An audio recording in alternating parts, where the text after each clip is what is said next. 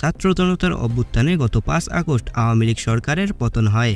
সেই আন্দোলনের নেতৃত্ব দেয় শিক্ষার্থীদের একটি প্ল্যাটফর্ম বৈষম্য বিরোধী ছাত্র আন্দোলন।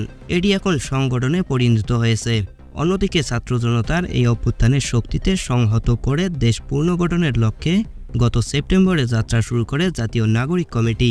প্রায় অভিন্ন লক্ষ্য সামনে রেখে সমাজের ভিন্ন অংশের সঙ্গে কাজ করছে এই দুই সংগঠন। বৈষম্য বিরোধী ছাত্র আন্দোলনের কাজ শিক্ষার্থী কেন্দ্রিক, আর নাগরিক কমিটির কাজ পেশাজীবী কেন্দ্রিক। বর্তমান রাষ্ট্রপতি মোহাম্মদ শাহাবুদ্দিনকে পদচ্যুত করার বিষয়ে কিছুদিন আগে জোরালো দাবি তুলেছিল বৈষম্য বিরোধী ছাত্র আন্দোলন এবং জাতীয় নাগরিক কমিটি।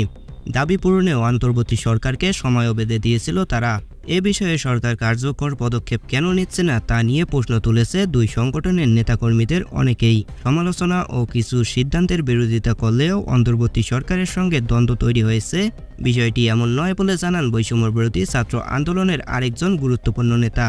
তিনি বলেন, 3 জন ছাত্র প্রতিনিধি সরকারে থাকায় অনেকে বৈষম্য বিরোধী ছাত্র আন্দোলনকে সরকারের অংশ বলে মনে করছে।